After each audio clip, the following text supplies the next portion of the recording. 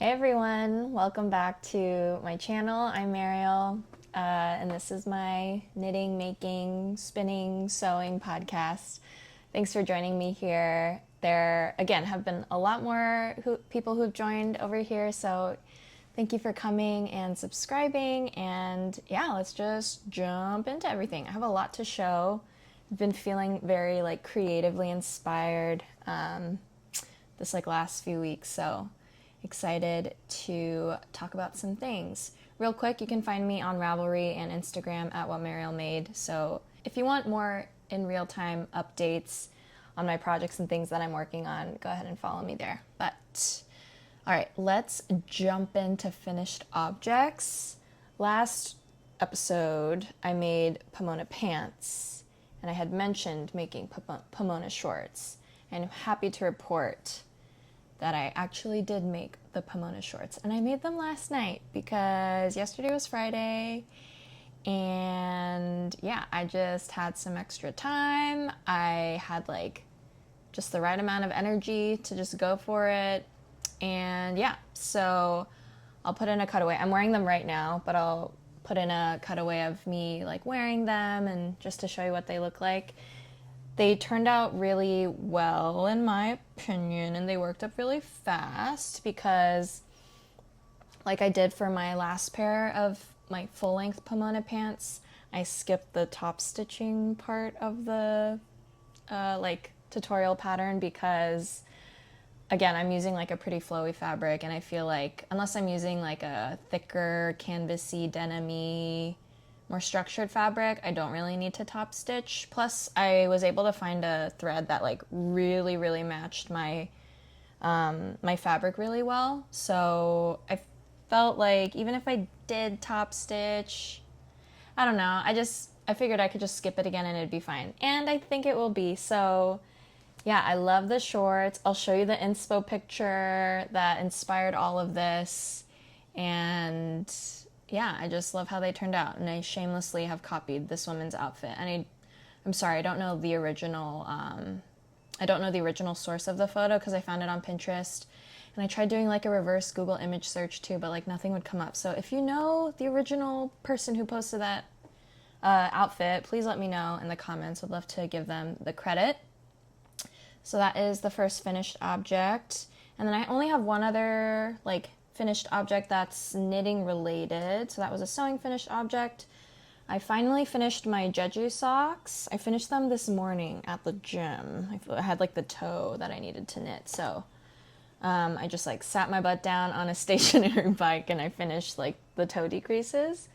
But this is what they look like. Sorry, I have a new mic and I'm trying not to rub against it too much, but I just put one on a blocker.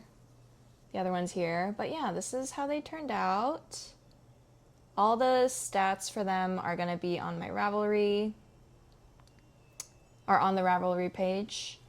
And so yeah, this is how they turned out. I hand dyed this yarn and took it with me to my recent trip to Asia, where I visited Jeju Island, hence the name of the sock.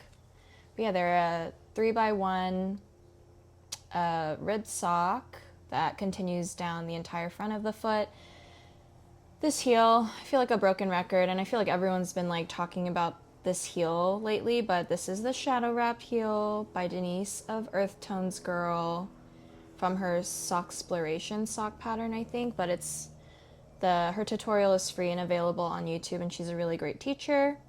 So I love this heel. It is a version of a short row heel, and it works up really fast. I worked up this heel in probably within an hour, under an hour on one of my commutes back from work. So that worked up super fast. And then, yeah, the toe and this little pop of color up here is not hand-dyed yarn. It's not DIY hand-dyed.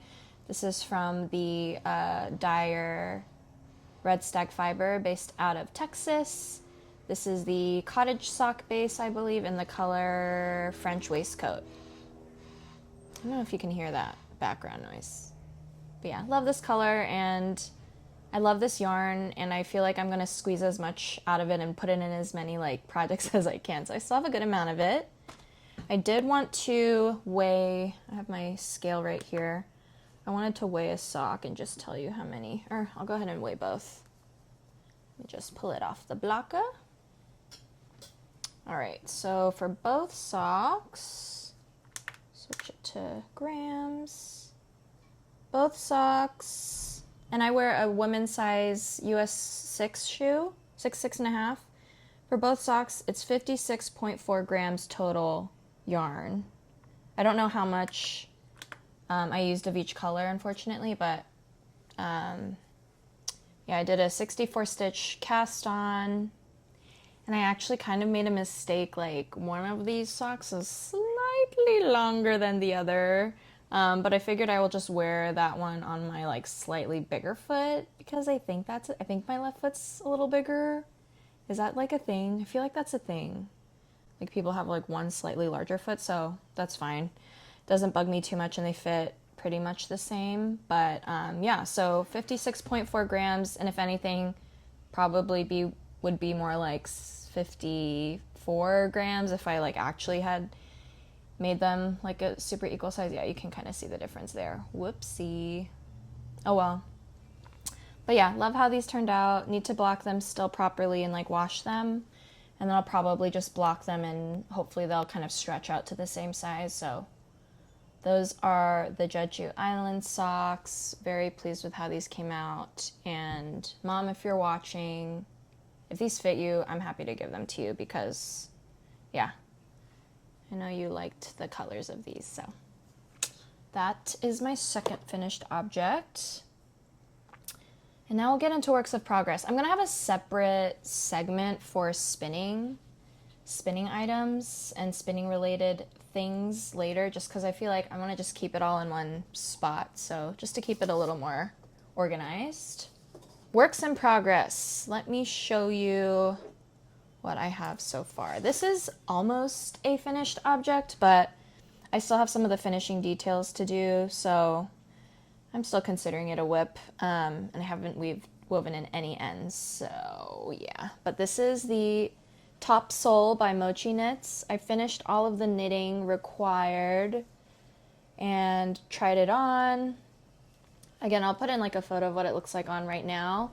But yeah, I really love how this is looking so far.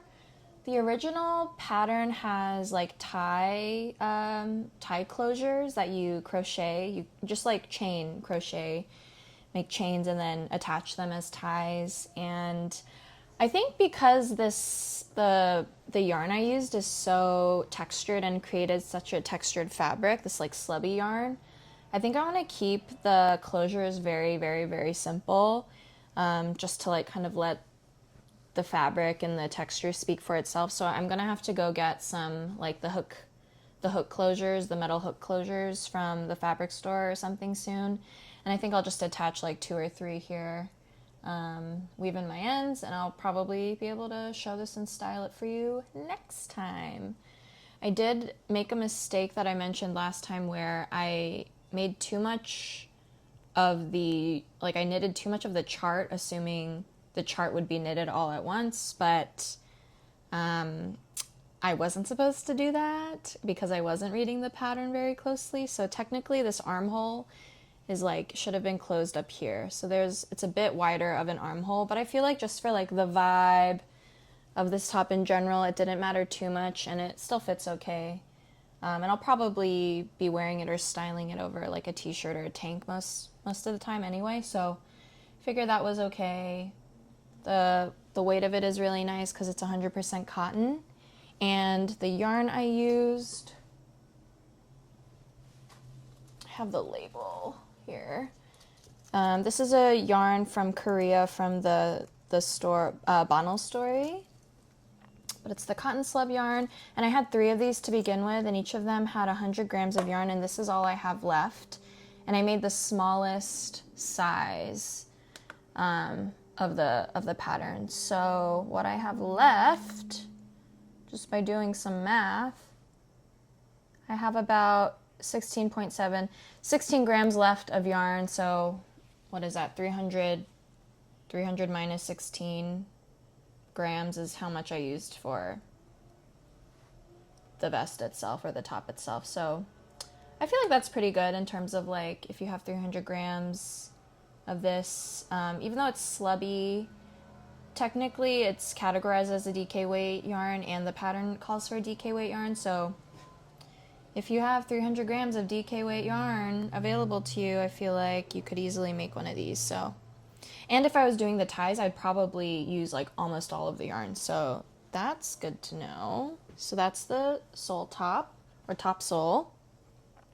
My next knitting work in progress is my plain yoke tee by the designer Lenit. And I've made a lot of progress on this since last time. I think I had just like cast it on and just like started knitting in the round last time I showed you. And I'm making the small, extra small size, the second size, and I'm using Sandnesgarn and Lena yarn. And this is what I have so far. The color, I said the wrong color last time. I said putty, and I think the actual color is called like silver gray. But again, I'll double check. I'll fact check later. But yeah, this is where we're at. And the order in which the pattern tells you to construct this, I followed it a slightly different way, just because it has you like knit the entire body first and then finish with the sleeves. But I feel like it's a pretty common thing to just do some of the finishing touches if you're ready for it and then work on the body, especially if you want to be able to control like the full length of the finished garment and like really determine like how it will fit. So that's what I decided to do. I just went ahead and decided to do the sleeves separately and or do the sleeves first and then just focus on the body. So I put the body on hold. I knit a few rounds of the body just to like get it going and finish out the ball of yarn I was working on. And then once I had to introduce a new ball of yarn, that's when I just like switched over to the sleeves. And I did have some notes on this so far for what's helped me make it a bit of a more mindless knit and a more just like fun knit for me. So you can kind of tell, I won't be giving away any details of the pattern, but this is it's mainly a circular yoke increased tee. And so, you know, in the pattern, every X amount of rows, you do a row of increases. You'll just be knitting stockinette and then you'll do an entire round or row of increases. And you have to do them at like a very specific every specific number of stitches, you'll do an increase. And at first I was like really just trying to focus and count and keep track of the increase like numbers in my head. But I kept messing up and I couldn't like pay attention, and I was usually like watching something or trying to do something else or listen to something when I was knitting on this, and I just got tired of like having to like go back and count and everything. So the pattern doesn't specify to do this at all, and I'm sure lots of people already kind of do this, but I just placed stitch markers in the round right before I would do the increase round to just like tell myself in that increase round like exactly where to do the increase, just so it could be super mindless. And I started doing that like in the maybe second or third round of increases, and I kind of just wish I had started doing that from the get-go. I considered it, and then I was like, I can pay attention, it's fine. But I couldn't, and I constantly lost count. So I highly recommend doing that if you're a stitch marker tracker type person, just like finding ways to hack knitting patterns and stuff to make it like more of a pleasant and like mindless knit for you. Find those things. So that was one thing that I did here. The other thing that I did for the first time that I discovered was for the sleeve bind off specifically. I tried an Icelandic bind off for the first time and I really liked it. I don't even remember how I came across.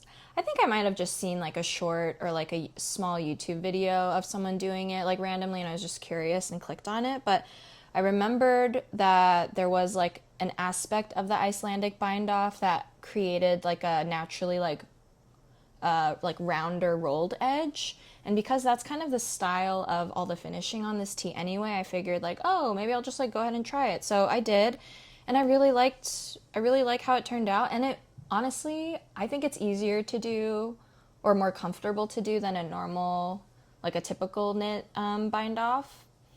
And so I highly recommend that too for this tee if you're working on one. My only thing is, my only mistake that I made is that I did this sleeve first and bound it off. Felt really good about it. Super excited to like do the Icelandic bind off again on this sleeve. And so when I did this sleeve, I was like excited and like way more confident doing the bind off. But because of that, the bind off ended up being like a little bit tighter. So this sleeve, I think I'm gonna have to like stretch it a little bit out. You can't really tell when I'm wearing it, but I can kind of feel it. So I think I'm gonna just try to block this sleeve loose, like not too much, and then I'll try to stretch this one out a little bit more just to make sure they at least feel a little more similar when I'm wearing it. But yeah, this is where the tee's at. I've made myself like stop working on this because this is part of a knit along I'm doing with my local yarn shop, and I was getting like so into it that I was like, oh my gosh, I could like finish this in a few days. But I'm gonna stop here so that I just have like mindless, awesome stockinette in the round to do, so I can chat with the knitting group and have fun with that. But yeah, have been pleasantly surprised with how much I've enjoyed this knit and this yarn. I had heard good things about Lena in the past, and I don't even know that like it's a pleasant yarn to knit with so much. Like it's fine, but the resulting fabric really is like so nice and light and like the perfect, like if you can wear knits in the summer, I feel like this is a really nice yarn to invest in and to work with. So I do want to get more. I do want to like work more with Lena in the future and make like a long sleeve pullover sweater just to have for like the warmer seasons and the warmer months. So that is the plain Yoke Tee by Lynette. I have one more work in progress knit, which is a sock. Surprise, surprise. So I made like an online knitting friend who became a real life knitting friend, and we decided we like had visited a yarn shop together and gotten this yarn together just in different colors. And finally, I started our like matching socks. She's basically like done with her socks, which is amazing. It's the first time making socks and she made them so fast. So shout out to you, Leah. You're a rock star. You're a knitting rock star. But I started mine last weekend with her. We just met up at a coffee shop and, just had a little knit date. And this is what it looks like so far. The yarn is the Rowan sock yarn, and the color is Ocean.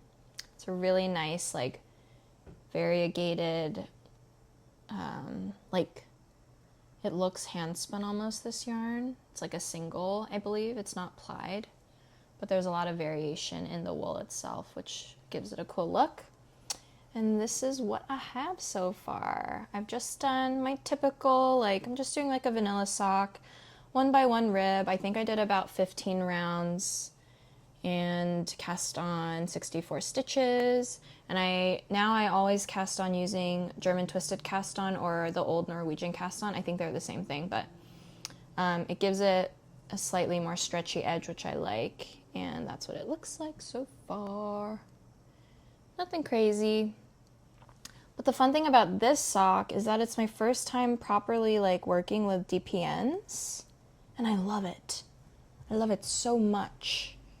It just makes me feel so cool. I feel like I'm like continuing the like knitting tradition, because yeah, this is like the OG way to knit in the round before like plastic was a thing. So, and like plastic cords were a thing. So see, like I can't even resist. Can't resist doing a few extra stitches. But yeah, I've been loving working on this.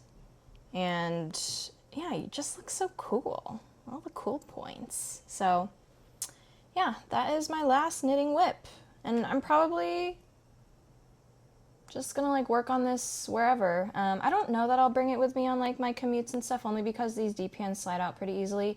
This is like one of the Knit Picks DPN sets that I have, so Yeah, I'll just work on this probably at home. It'll be a nice, like, mindless TV knit to have. So that is that. All right.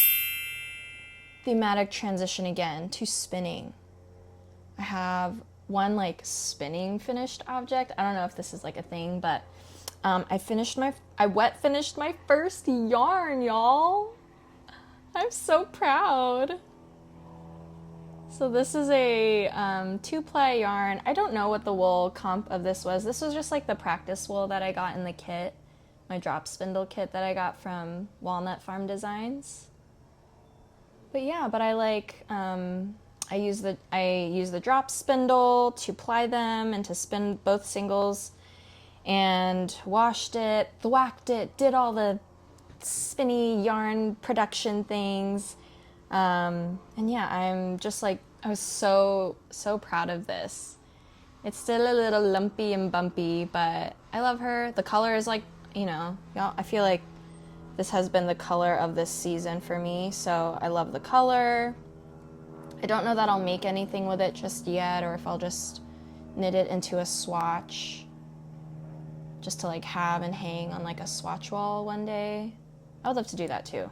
But yeah, it's a pretty bulky yarn, but yeah, I'm really proud of this, and yeah, just excited to do more, and I am doing more, and I'll show you that in a second, but I wanted to also show you, sorry, this mic is like tickling my neck. Couple things.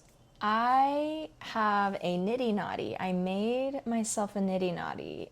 It looks so janky, but I love it.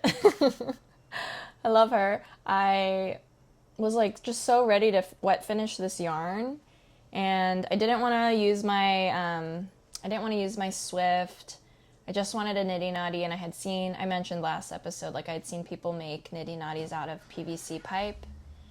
And so I took myself to my local hardware store, got some PVC pipe, had my husband help me like cut it with like a handsaw we have, and got all the right like fittings and whatever caps, whatever these things are called, and yeah, just made it. Wasn't planning on having this sexy blue painter's tape, but it just was kind of falling apart. I think I'm gonna have to figure out a way. Maybe I'll just tape on the inside so it's a tighter fit so things don't kind of slip out, but yeah, that's my nitty knotty. Super stoked. And it's very like meditative once you like figure out how to put the yarn on here. So that's kind of an acquisition, I guess. Another thing, random funny thing that I wanted to mention, spinning related / just like tell y'all about like the type of person I am. I'm clearly not a minimalist. Like I have a lot of stuff, and I do have like slightly hoardy tendencies.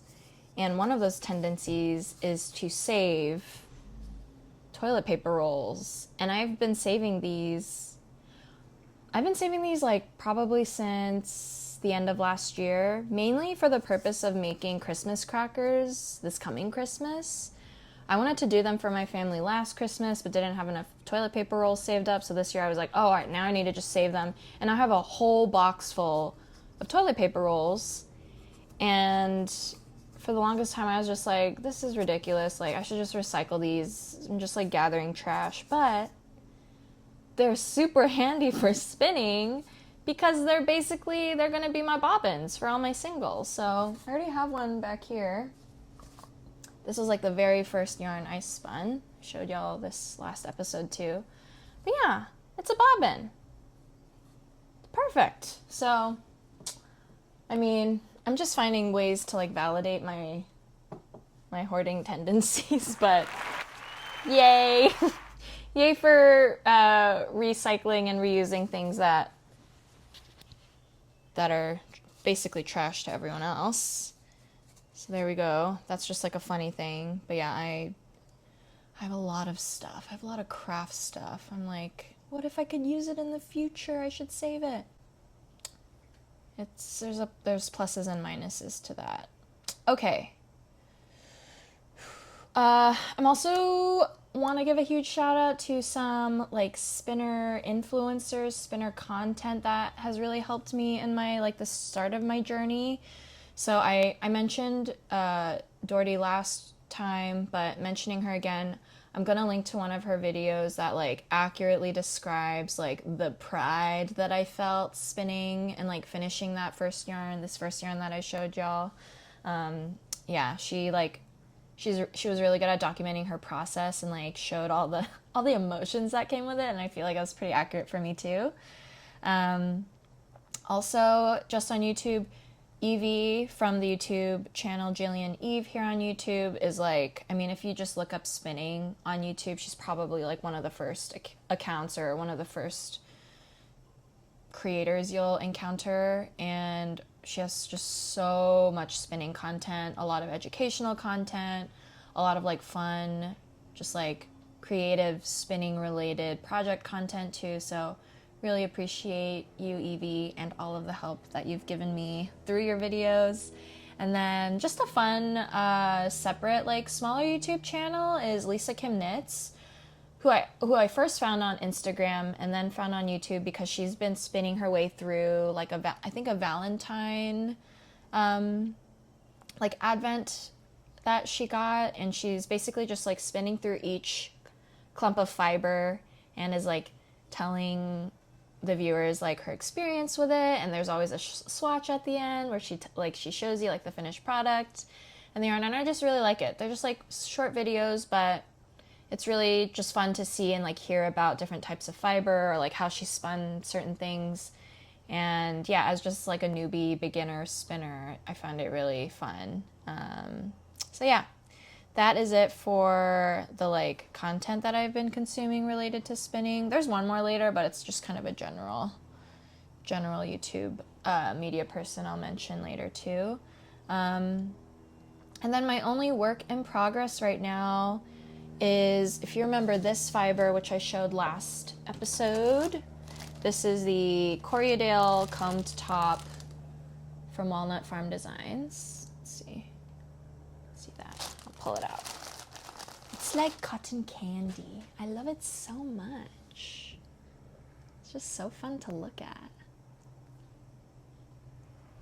Yeah, so love this. It's very, very soft.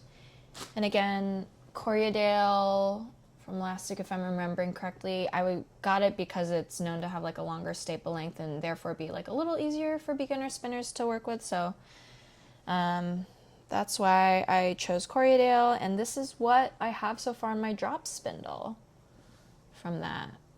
I feel like it's been a lot more consistent than the last time.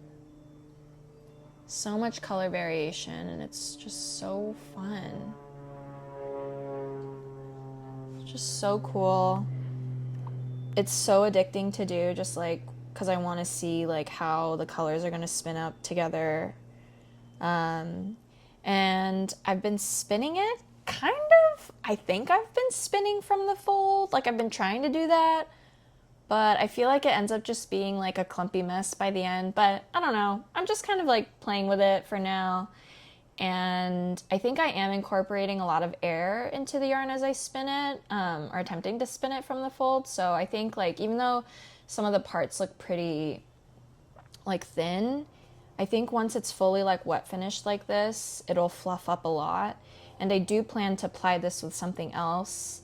I don't have anything yet, but I'm thinking of just applying it with like a more neutral, maybe like a grayish toned yarn or single, just so I get like hints of the color, because I don't know that would want to use something this colorful for anything for myself. But yeah, I think it would be cool to have it mixed with like a lighter neutral gray or taupe. So stay tuned for that. I was a little bummed though that, I've only had this spindle for like probably less than 2 weeks, and maybe I've just been going like too hard with with this, or maybe I've dropped it like one too many times. But I don't know if you can see. Yeah, there's like a split that's happened right here. And I've already attempted to go ahead and last night I like filled the crack with wood glue, and the hook was also coming loose. Like I could entirely twist it off and take it out. So I put like wood glue everywhere and then twisted the hook back in and just like left it to be. And now it seems pretty sturdy. And yeah, so hopefully this lasts a bit longer. I probably will get more drop spindles or spindles in the future, but yeah, I was just kind of bummed that that one was already showing like big signs of wear and tear. And I mean, not to toot my own horn, but I feel like I didn't drop it that much. Or like I've been trying to spin it over softer carpet, so even if I do drop it, it's not like clanging on the floor, on like hard floor. So yeah, I don't know, but I have about 1.5 ounces left. It was a 4-ounce total, like bunch of fiber. And so this is getting pretty heavy when I spin it now, and I want to kind of just keep the single going, like just continue to make it one long single. But I don't know that that's a good idea, or if it's going to make it harder to keep it consistent. So if you have any tips on like how full you should get your cop to be, your spinning cop to be for a drop spindle, any tips would be much appreciated. But yeah, or if I do take off this yarn and then just do the remaining fiber on here, is there a way I can like connect them later when I ply it with a different yarn? Like should I like spit or wet splice it together? Is that a thing? If I leave like 2 fuzzy ends? I don't know. I guess I could. I don't know. Let me know. Appreciate any help in advance. And that wraps up the spinny things. I'm like spinning down that rabbit hole really fast and continuing to have fun. So that's that. All right, now we have acquisitions, and I have yarn and sewing related acquisitions and plans. So we'll talk about that. So yarn wise, I mentioned this last episode. I made an order to Purl Soho and I got a bunch of linen quill because I've been eyeing linen quill, and linen quill just seems like the Purl Soho like mascot yarn in my brain because it's like a cult favorite or fan favorite. So these are the colors I got. I got 2 skeins. These are 100-gram skeins each. This is golden green, I think. Yep, 1531 golden green. The makeup of linen quill is 50% fine Highland wool, 35% alpaca, 15% linen. Oh, and I love this color. I just love this color. I feel like it's like perfectly bright, but muted, but neutral, but interesting. So I love that. And then I got 2 skeins of the color Pale Oats, which is like another really beautiful, neutral, warm, not quite beige, not quite, I guess it's like off-white, but it's got a warmth to it. But still not too warm. It's still fairly neutral, but my plan for using these is actually I want to cast on a pressed flowers shawl. I have the pattern printed out. I just have to like commit to rolling these into balls to make them usable. But yeah, I'm like excitedly anticipating that, and I want to use this color combo together. So we'll see how that works out. And the flowers themselves I want to be white, and then the main color will be the golden green. So I think that would be a really pretty pressed flower shawl. And then I did get a few more skeins, all in the same color. I got 4 skeins of this color, vintage Celadon. And I got this because I've been meaning to make, Mom, this is for you. I've been meaning to make you a ranunculus. And I think this is like a color that you would like. And I just love this color. Mari from Colorado Knitter has used this yarn and this color yarn a lot in a few of her finished objects. And I just love it. I think it's really, I just love this color in general. It's like a muted light teal, grayish teal. I'm usually not like a teal person, but if it's muted, sign me up. Just don't like a bright teal, but yeah, a muted like sagey teal. So good. So yeah, I got 4 of these. And I got 4 skeins because I don't know, I'm always afraid of having to play yarn chicken and like not having enough yarn and then having to wait for new yarn to come in. So I feel like 4 skeins is more than enough for a ranunculus. So maybe I can make myself something else too. But that is the plan for all of this linen quill, and I hope to start and cast those on as soon as I cast off some of these other things. And then my other acquisitions, so like the sewing related acquisitions, I just got a new pattern from Matchy Matchy Sewing Club. It's the first time I'm trying one of their patterns, but I'm really excited to just make it plain. And then I got it with the intention of like being able to hack it into more things in the future. So I got the open back smock top, and yeah, I just want to play with it. Like I think just the general open back smock top would be great for summer, very airy and light and a cooling piece of clothing to wear. But I also want to play more with like a gathering, maybe the front, and maybe doing something fun with ties in the back. I don't know. I feel like riffing off of patterns right now. So yeah, and I have a lot of the leftover green fabric, so might try making something with that. I have a little bit of my striped fabric left over from my other Pomona pants, so yeah, I'm gonna just kind of try to see if there's anything already in my stash or like thrifted things that I could maybe alter a little bit or use the fabric from and play with that. I have my eye on Soften Studios Day Dress. It is a $20, $28 pattern, which is a little higher than I'm used to paying. So I think I'm gonna just like work with what I have right now, and then maybe in a month or 2 I can get the day dress pattern. And more than the dress, I want to make the day dress a top. I want like tops that look like this. So that is the plan in general for like some sewing things. I do also have an old like a thrifted black linen dress. It's like an extra large black linen dress. I got it for maybe like $5-6 at a Goodwill, and I've been wanting to just crop it to make it a top because I like the way the top fits, but it's just too big as a dress. I want to crop the top and then use the remaining fabric for something else, whether it's like a skirt or more shorts. So stay tuned for that. I feel like I could make like a matching set out of that too, just like by nature of cutting it into a top and like a skirt or something like that. So stay tuned for that. I've already like threaded my machine with black thread and everything, so I want to get to it soon. And then another plan I have, there is a free tutorial I found on YouTube that I'll link to for a boat, like a boat tote, canvas tote bag. I feel like canvas totes have been like super popular for whatever reason. I mean, it's a classic like tote bag design, but I think with all the hype around like the mini Trader Joe's totes and the like embroidered LL Bean boat and tote bags that we've been seeing pop up around like the internet.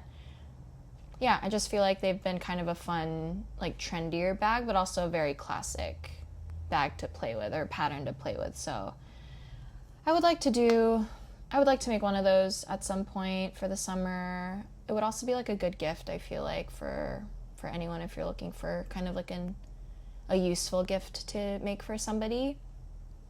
I also have been recently watching Jen Geigley, I think that's how you say her name, here on YouTube. She's a knitter, maker, sewer person. And I love her style. Like she has very bright, graphic, like visually like very like bright colors, and loves a lot of IKEA patterns and uses a lot of IKEA like homewares or like bedding and fabric to make things, specifically to sew things sometimes. And that has inspired me to like look at some of my like housewares or like old bedding or old like shower curtains, things like that, pillowcases, bed linens, to use that as fabric. I mean, I've known you can do that, but even just like looking for that in the future, I think, when I'm like thrifting, or even just like, you know, if you're at like a store, any store, and you find fabric that you like, just like get it and use it to make clothing, especially if the price is good for like the yardage you're getting. So that was another idea. I do have an IKEA duvet that's pretty scratchy, like on skin to sleep next to, like to have it like by your face. But I think as like a dress or as pants, it would be totally fine. So I might use that too to make something. So to be continued there. But that's it for like acquisitions and sewing related acquisitions and plans. Next, let's do some media favorites. So I've been like going back and watching the Brook Willow YouTube channel, Anna from Brook Willow. Just a great channel. She has a new like format of doing basically like knitting podcasts, but like breaking away from this typical kind of layout or formatting of podcasts, and it's more of a creative vlog as she shows you what she's working on, and I've just been really enjoying it. And she also spins, so I've been watching her more of that spinning content as well and getting inspiration. I just discovered the YouTube channel Another Knitting Pod. Lena from Another Knitting Pod. Literally just discovered her channel this morning at the gym, and I feel like she's going to be the next person I like deep dive and like watch back all her videos. So shout out to you, Lena. And then of course I just always catch Colorado Knitter Mari, your channel. I always catch Mari's new videos because she's the best, and she's also making a pair of Pomona shorts. And yeah, I highly recommend her channel if you're looking for a lot of knitting inspiration and just like sewing and all the making. She's a super sweet person and is always casting on new things, which I know, Mari, you feel like you cast on too much or you have cast-on-itis, but I love it because I feel like I get to explore and discover a lot of new patterns through your podcast. So thank you. All right. In terms of like life things, this past week, I don't know, I've just been feeling very inspired and like creatively, alive and thankful.